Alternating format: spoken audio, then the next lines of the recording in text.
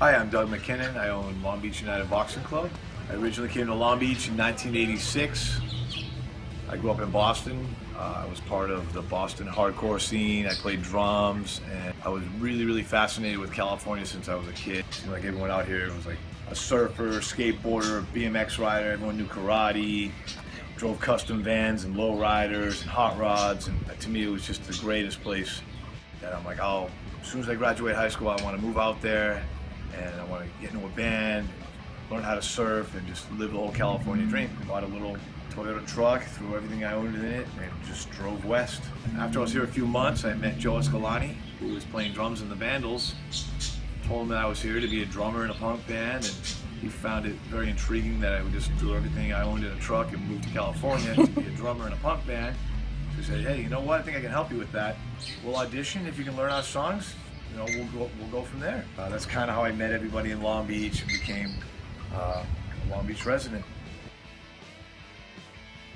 Then I ended up moving to Miami.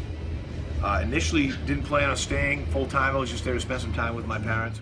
There was a boxing gym there that I went to, and I'm like, oh, I'll just work out. Right. So I'm working out, and the owner of the gym comes up to me and says, hey, you have some experience? I'm like, yeah, you know, I fought amateur, and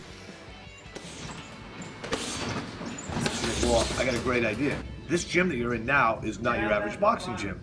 This is going to be a boxing gym where we run boxing classes and we train just the general public how to, you know, be a fighter without actually fighting. And it's just for fitness. And but the trainers have to have been people that have fought and know correct technique.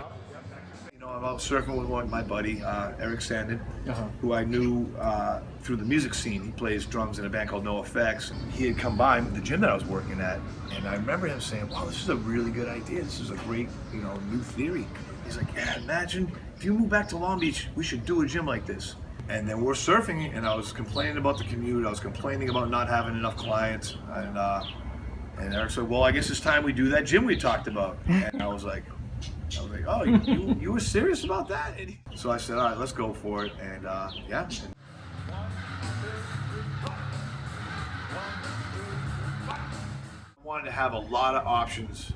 I wanted the overall curriculum to be just about learning the sport of boxing and kickboxing and jiu-jitsu for fitness, with the option to compete if you so desire.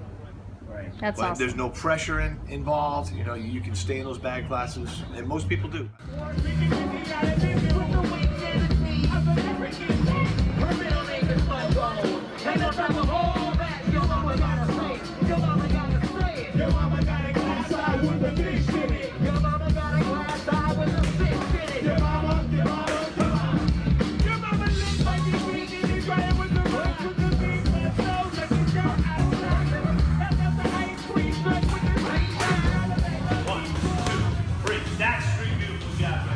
I have a big kids program here, which I always ran the kids program at the gym in Miami.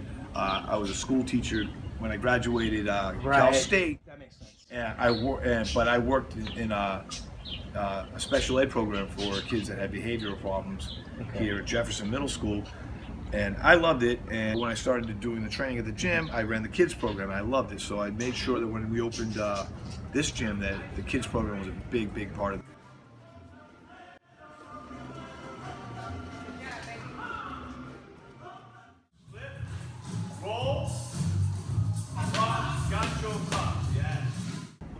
A parent to come in, they said, our son has autism. He keeps walking by the gym, he keeps looking, he sees all the kids in here, and he's been bugging us, would you mind if he tried the class and see if he can follow along? Right. And I'm like, absolutely, bring him in.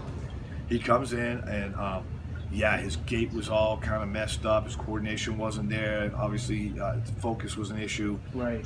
But I have great kids in this gym, and they were very encouraging to him. I've never been trained to know how to deal with autism. Yes. So I was just kind of, you know, doing the best I could, and he ended up starting to, little by little, his coordination got better, his gait got better, even his speech, his communication got better. Right. And it was like one of the most rewarding things, is I'm like, well, not only have I like figured out how to like get him to throw a jab cross the right way and, you know, stand in the right position, He's actually, you know, he's socializing at a different level than when he came in here, and to me that was probably my biggest accomplishment as far as training somebody.